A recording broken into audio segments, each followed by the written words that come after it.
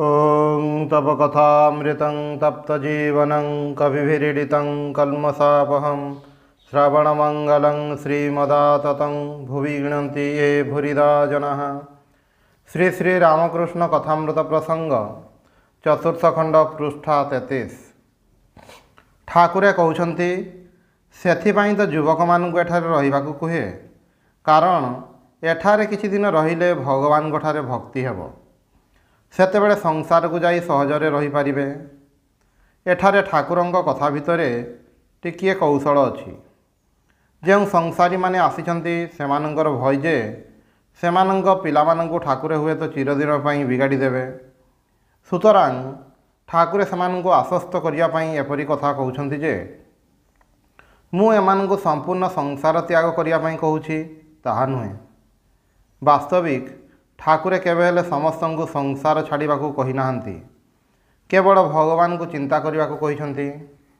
तांकर चिन्हित शिष्य मानंकु एक प्रकार उपदेश देउथिले एवं अन्य मानंकु कहउथिले खाई नियो पिंधि नियो, अर्थात भोग करि नियो। जेपरि मनर प्रवृत्ति आकांक्षा सेपरि भोग करि नियो। किंतु जानिब एसबु किछि नुहे, अर्थात एथिरु स्थायी शांति मिलिबो नाही। जेतेबेले जे ए विचार मनरे आसीबो सेतेबेले जीवन रे एक परिवर्तन हेबो। सेतेबेले साधनार प्रयोजन हेबो, प्रवृत्ति गुड़िक सहित संग्रामर प्रयोजन हेबो। ता पूर्वरु जीवन रे संग्रामर आरंभ हेबो नाही। ठाकुरे प्रारंभरु काहारिकु हेले त्यागर उपदेश देउ नथिले, बरं कहउथिले जेउठारे पेटर चिंता माने अन्न चिंता थाए सेठारे भगवान को चिंता स्थान पाए नाही। ठाकुरे बारंबार कहिसंती खाली पेटरे धर्म हुए नाही। अद्भुत अबांतर कौनसी आदर्शर कथा कहि नाहंती। सबु समय रे वास्तव को सामना रे रखी जहा ग्रहण योग्य ताहा कहिसंती। समस्तंक पई गोटिए रास्ता नुहे। फल रे काहाकु कहउथिले संसार कर, हाजरा को कहिसंती संसार रे जाई रह, बापा मांक सेवा कर, स्त्री पुत्रंक भरण पोषण कर। पुणी क्या कहते संसार आड़ को पाद बढ़ाना। यही दुईटी आपात विरोधी कथा, किंतु वास्तविक विरोधी नुहे। विचार कले विरोध रहे नाही। भिन्न भिन्न अधिकारी पक्षरे उपदेश भिन्न भिन्न, समस्तंक पई गोटिए पथ्य नुहे। तापर जणे कहउछन्ति जे ईश्वर जदि सबु करिसंति तेबे भल मंद पाप पुण्य ए सबु कहंति काहेकि? पाप ताहाले कोन तांको इच्छा? यही प्रश्न चिरकाल मनुष्य को विभ्रांत करे। तांकर इच्छा ए अनुभव जेते क्षण न हुए सेते क्षण केही बुझी पारंती नाही। एवं अनुभव सेतेबेले हुए जेतेबेले मनुष्य निजर इच्छा को संपूर्ण भाव में विसर्जन दिए। प्रत्येकटी काम आमे माने निज इच्छा अनुसार करू, किंतु कहू तांको इच्छारे सबु हेउछि। एहा केवल मुहर कथा। ठाकुरे कहउछन्ति पाप पुण्य अछि, किंतु से निर्लिप्त। पाप पुण्य केउटा हेले तांकर नुहे। जेपरि आम मानंक पाखरे अतीत वर्तमान और भविष्यत तीनोटी काल अछि, किंतु जदि कहा दृष्टि रे ही तीनोटी काल एका संगे प्रतिभात हुए ताहेले ता पक्षरे आउ तीनोटी काल नुहे, गोटिए काल होई जाए। गोटिए दृष्टांत दिया हुए जे गोटिए हांडी उपरे पिंपुड़ी चालुछि, गोटिए जागारु आरंभ करिछि, मझी को आसीछि, अपर दिग को आगे जीव। यह जीए एका सांगरे देखुछि ता पई पूरा घटनाटी वर्तमान। अतीत वर्तमान अलगा नुहे, भविष्यत बोली किछि नाही। किंतु पिंपुड़ीर दृष्टि संकीर्ण। से जेमिति आगकु जाउछि ताहार किछि दृष्टि पूर्वरु संकुचित होई जाउछि, ताहाको आमे अतीत कहूछु। पुणी सेही दृष्टि जेतेबेले वर्तमान को छाड़ी भविष्यत आड़कू अल्प जाउछि ताहाको आमे कहू भविष्यत।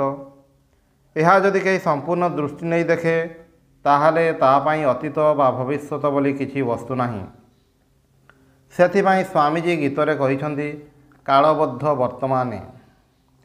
यही जे संबित अर्थात नित्य ज्ञान, सेही ज्ञानर उदय नाही किंबा अस्त नाही।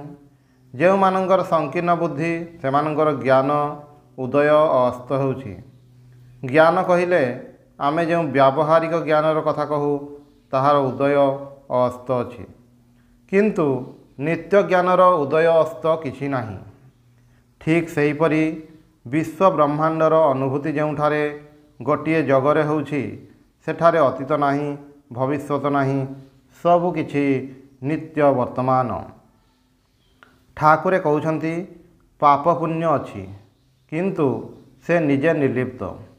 वायुरे सुगंध दुर्गंध सबु किछि थाई किंतु वायु निजे निर्लिप्त।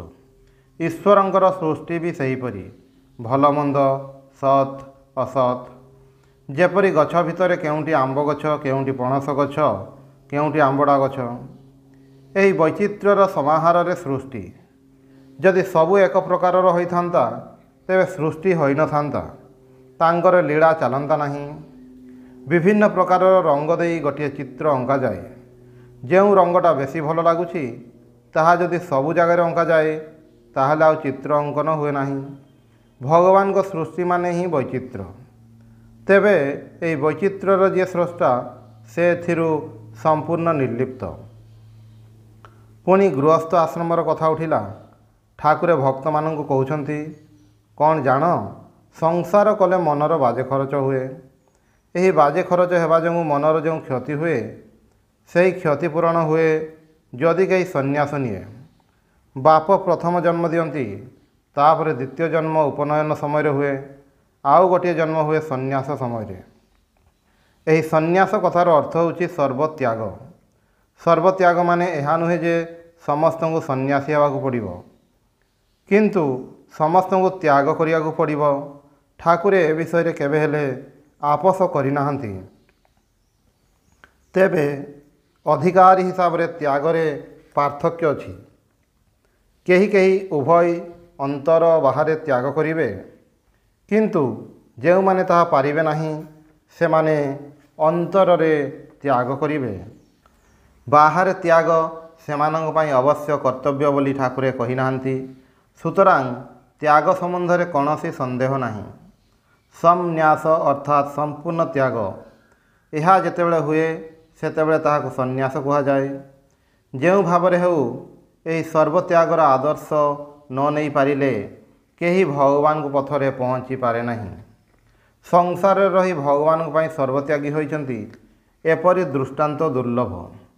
जेउ माने बाह्यत त्याग करिछन्ति सेमानंग भितर मध्य अंतररे और बाहरे परिपूर्ण त्यागरे प्रतिष्ठित होइछन्ति एपरि केते जण अछन्ति। वास्तविक ज्ञान रे प्रतिष्ठित नहेले, शुद्ध नहेले मनुष्य केबे हेले संपूर्ण भाव रे सबु त्याग करि पारे नाही। गृहस्थ भी नुहे, सन्यासी भी नुहे। गृहस्थ हेउ कि सन्यासी हेउ समस्ते केवल सही अवस्था रे पहुँचिया पई चेष्टा करुछन्ति। एतिकी मात्र पार्थक्य जे संसारी संसार भितर रही चेष्टा करुछि एवं सन्यासी बाहर जाई चेष्टा करुछि, किंतु सेमाने उभय ही साधक। उभयंग भितर सिद्ध कम।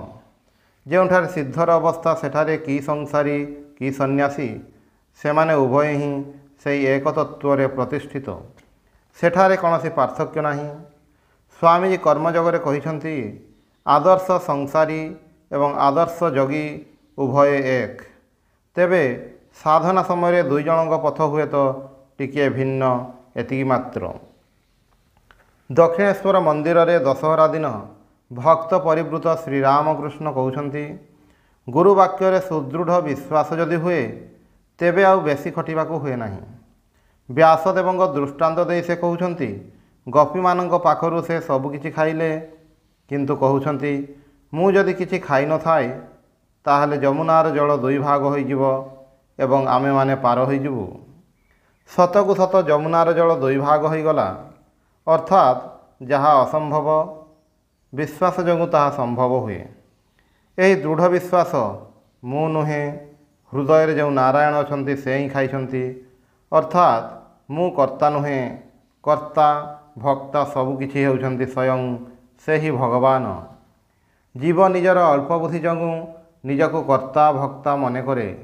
ज्ञानी देखन्ति ईश्वर ही निजे कर्म करन्ति एवं निजे ही ताहार फल भोग करुछन्ति।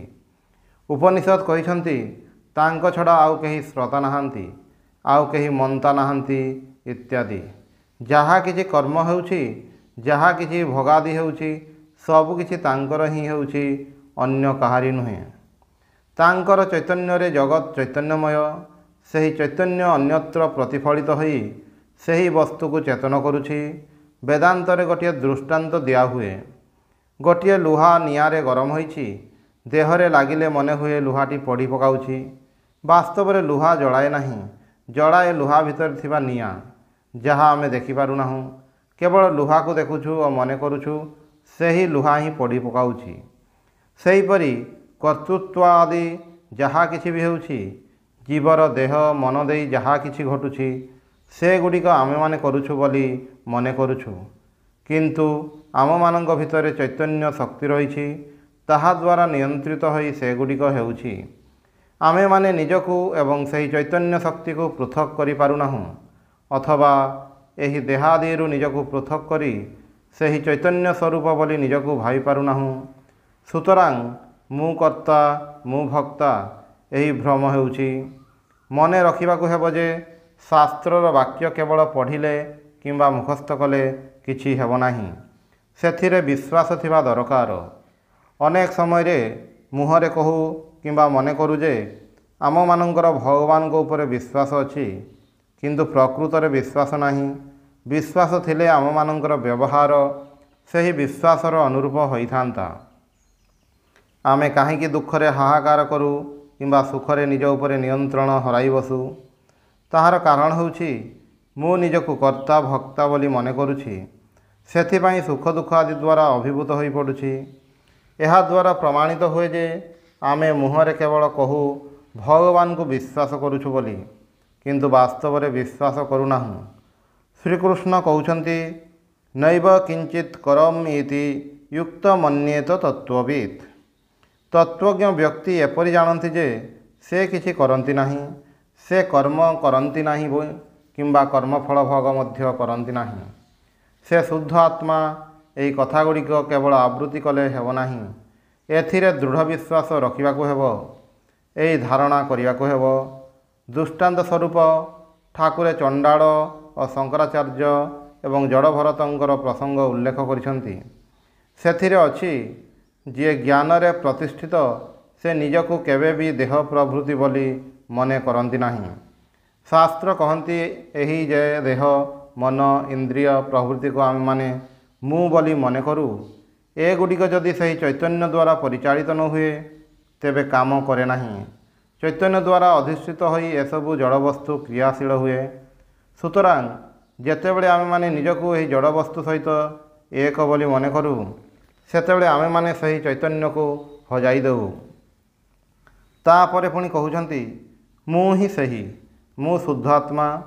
ଏହା ଜ୍ଞାନୀମାନଙ୍କର ମତ। ଭକ୍ତମାନେ କହନ୍ତି ଏସବୁ ଭଗବାନଙ୍କର ଐଶ୍ୱର୍ଯ୍ୟ। ଐଶ୍ୱର୍ଯ୍ୟ ନଥିଲେ ଧନୀ ବ୍ୟକ୍ତିଙ୍କୁ କିଏ ଜାଣିପାରେ? ଭଗ ଶବ୍ଦର ଅର୍ଥ ଐଶ୍ୱର୍ଯ୍ୟ। ଯିଏ ଷଡ଼ୈଶ୍ୱର୍ଯ୍ୟପୂର୍ଣ୍ଣ ତାଙ୍କୁ ଭଗବାନ କୁହାଯାଏ। ଶାସ୍ତ୍ରରେ ଅଛି, ଐଶ୍ୱର୍ଯ୍ୟସ୍ୟ ସମଗ୍ରସ୍ୟ ବୀର୍ଯ୍ୟସ୍ୟ ୟଶଃ ଶ୍ରିୟଃ ଜ୍ଞାନ ବୈରାଗ୍ୟୟଃ ଚୈବ ଷଣାଂ ଭୋଗ ଇତି ସ୍ମୃତମ୍। ଐଶ୍ୱର୍ଯ୍ୟ, ବୀର୍ଯ୍ୟ, ଯଶ, ଶ୍ରୀ, ଜ୍ଞାନ ଏବଂ ବୈରାଗ୍ୟ ଏହି ଛଅଟିର ସମଷ୍ଟିକୁ ଭୋଗ କହନ୍ତି। ଏହି ଭୋଗ ଯାହାଙ୍କର ଅଛି ସେ ହେଉଛନ୍ତି ଭଗବାନ। ଶଙ୍କରଙ୍କ ନାମରେ ପ୍ରଚଳିତ ଶ୍ଲୋକରେ ଅଛି, ସତ୍ୟପି ଭେଦାପଗମେ ନାଥ ତବାହଂ ନ ମାମ କିନସ୍ତ୍ୱଂ ସମୁଦ୍ର ହି ତରଙ୍ଗଃ ନୈବ କଦାଚିତ୍ ସମୁଦ୍ରସ୍ତାରଙ୍ଗଃ। କହୁଛନ୍ତି, ହେ ପ୍ରଭୁ, ଏହି ଭେଦ ଦୂର ହୋଇଗଲେ ମଧ୍ୟ ମୁଁ ତୁମର, ତୁମେ ମୋର ନୁହଁ। ଏଠାରେ ମୋର କହିବାର ମାନେ ମୁଁ କ୍ଷୁଦ୍ର ଓ ତୁମେ ବିଶାଳ। ତୁମ ଭିତରେ ମୁଁ ଅଛି, ମୋ ଭିତରେ ତୁମେ ଅଛ କହିବା ଚଳେ ନାହିଁ। କାରଣ ଯିଏ ବିଶାଳ ସେ କ୍ଷୁଦ୍ର ଦ୍ୱାରା ସୀମିତ ହେଉନାହିଁ। ସମୁଦ୍ରର ତରଙ୍ଗ ହୁଏ, କିନ୍ତୁ ତରଙ୍ଗର ସମୁଦ୍ର ହୁଏ ନାହିଁ। ଆମେମାନେ ଯେତେବେଳେ କହୁ ମୁଁ ହିଁ ସେହି, ସେତେବେଳେ ମନେ ରଖିବାକୁ ହେବ ଏହି କ୍ଷୁଦ୍ର ଯେଉଁ ଜୀବଟି ତାହା ସେହି ବିଶାଳ ସମୁଦ୍ର ଭଳି, ଆକାଶ ଭଳି ପରମେଶ୍ୱର ସ୍ୱରୂପ ନୁହେଁ, ବ୍ରହ୍ମ ସ୍ୱରୂପ ନୁହେଁ। ମୁଁ ଏବଂ ସେହି ପରମେଶ୍ୱର, ଏହି ଦୁଇଟି ଭିତରେ ଯଦି କୌଣସି ବିରୁଦ୍ଧ ଧର୍ମ ଥାଏ, ତାହେଲେ ଗୋଟିଏ ଅନ୍ୟ ସହିତ ଅଭିନ୍ନ ହୋଇନପାରେ। ସେଥିପାଇଁ ଏହି ଦୁଇଟି ଶବ୍ଦର ତାତ୍ପର୍ଯ୍ୟ ବୁଝି ସେମାନଙ୍କର ଅଭେଦ ସ୍ୱୀକାର କରିବାକୁ ହୁଏ। ପ୍ରଥମେ ଅଭେଦ ସ୍ୱୀକାର କଲେ ଚଳିବ ନାହିଁ। କାହିଁକି ଚଳିବ ନାହିଁ? କାରଣ दृष्ट जो भेद ता सहित अदृष्ट जो तात्विक सिद्धांतर अभिन्नता ताहा मानि नहीं हुए नहीं, दृष्टि विरोध हुए। केही जदि कहे एई कांथटी एठारे नाही अथच आमे माने कांथटी को प्रत्यक्ष करूछु, सेतेबेले एई कांथटी जे नाही यह युक्ति साहाय्य उड़ाई देवा तर्कर विरुद्ध कथा। कारण कांथटी प्रत्यक्ष करूछु, एथिपाई कहा जाए प्रत्यक्ष होउछि बड़वान, अनुमान होउछि ताठारु दुर्बल। प्रत्यक्ष द्वारा अनुमान व्याहत होई पारे, अनुमान द्वारा प्रत्यक्ष व्याहत होई पारे नाही। यह होउछि सिद्धांत। एही सिद्धांत अनुसार विचार करी देखिबाकू हेबो। श्रुति रे हुए तो गोटे जगार कहिसंती जलरे पत्थर भासुची, वर्तमान पत्थर जलरे भासे कि नाही यह आमे प्रत्यक्ष द्वारा बुझीपारू। सुतरां जदि प्रत्यक्ष देखु जे पत्थर जलरे भासे ताहाले कहिबू ए कथा ठीक, ता नहेले श्रुतिवाक्य मिथ्या। किंतु श्रुति विषय रे अवश्य एक कथा आमे कहि पारिबू नाही। ताहाले बुझीबाकू हेबो एई कथा भितर हुए तो अन्य तात्पर्य अछि। जेपरि दृष्टांत दिया हुए, पिला मिठाई खाई जाउछि, माँ कहउछंती खा विष खा। एठारे मनुष्यर मन विचार करिबो जे संतान प्रति स्नेहपरायण होई मध्य माँ किपरि विष खाइबाकू कहउछंती, ताहाले कथाटीर अन्य कोनोसी अर्थ अछि। पिलाटी मध्य बुझे जे माँ जो कथाटी कहउछंती ताहार अर्थ यह नुहे जे ए गुडिक विष एवं एही विष माँ मते खाइबाकू कहउछंती। उभय कथा मध्यरु कौनसी भी नुहे। ताहाले अर्थ कौन ना मिठा तुम पक्षरे विष भली अपकारी, सुतरां तुमे ताहा खाओ नाही। आमे माने साधारण बुद्धि रे एपरी अर्थ करू। शास्त्र जेतेबेले कहउछंती तुमे ही ब्रह्म एवं मु प्रत्यक्ष देखुछि जे मु अल्पज्ञानी, मु सीमित, मु मात्र 3.5 हाथ मनीष, मु किपरि सही सर्वव्यापी परम ब्रह्म होई पारे। फल एठारे देखिपारुछि जे प्रत्यक्ष सहित विरोध होउछि। प्रत्यक्ष भाव रे अर्थ हो नाही बोली आमको घुराई अर्थ बुझिबाकू हुए। कौन बुझिबाकू हेबो ना देखिबाकू हेबो आमको जेतेबेले कहउछंती तुमे ब्रह्म, से मूर माने कौन एवं ब्रह्म माने बा कौन, तत्त्वमसि, तुमे ही सही ब्रह्म, अर्थात तुम सहित ब्रह्मर अभेद। यही प्रत्येकटी कथा बुझिया पई प्रयोजन होउछि विचार करी देखिबा। यही विचार को कहा जाए तत्त्वम पदार्थ विचार। यही विचार करू करू तत्त्वम पदार्थर साधन हुए। तत्पदार्थर साधन करी ताहार विरोधी अंश को अलगा करिबाकू हेबो। त्वम पदार्थर साधन करी ताहार विरोधी अंश को अलगा करिबाकू हेबो।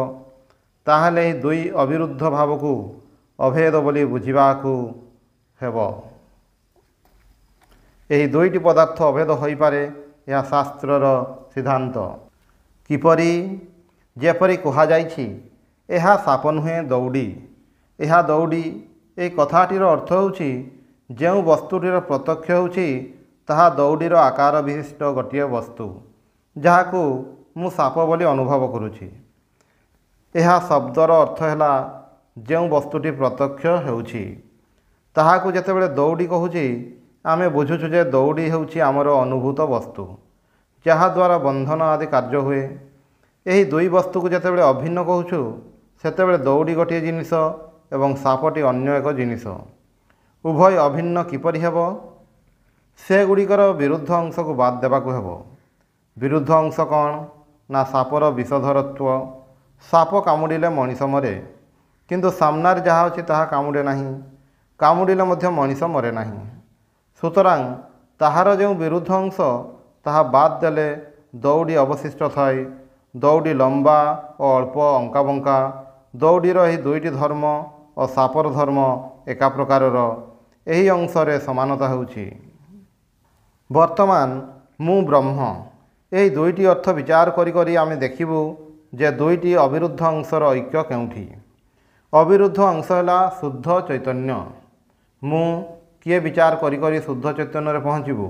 पुणी जगतर स्रष्टा प्रलयकर्ता जो ब्रह्म ताकू विचार करी करी विरुद्ध अंश बाद दे देखा जाए सेठारे मध्य शुद्ध चैतन्य रही। कारण जगत कर्तृत्वादि गुण ब्रह्म को गोटे विशिष्ट रूप देउछि। से ही विशिष्ट रूप से केवे भी मो सहित अभिन्न होई न पारंती। ମୁଁ କ୍ଷୁଦ୍ର ଶକ୍ତି, ସେ ସର୍ବଶକ୍ତିମାନ। ଆମମାନଙ୍କର କେବେ ହେଲେ ଅଭେଦ ହୋଇନପାରେ। ସୁତରାଂ ବିଚାର କରି କରି ବିରୁଦ୍ଧ ଅଂଶକୁ ବାଦ ଦେବାର ନାମ ତତ୍ତ୍ୱମ୍ ପଦାର୍ଥ ଶୋଧନ।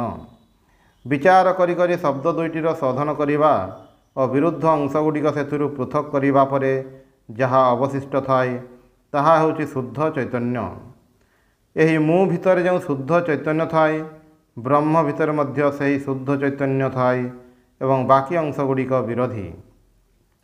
ଏହି ବିରୋଧୀ ଅଂଶଗୁଡ଼ିକୁ ପରିତ୍ୟାଗ କରି ଶୁଦ୍ଧ ଚୈତନ୍ୟ ଅଂଶରେ ସେମାନଙ୍କର ଅଭେଦତ୍ୱ।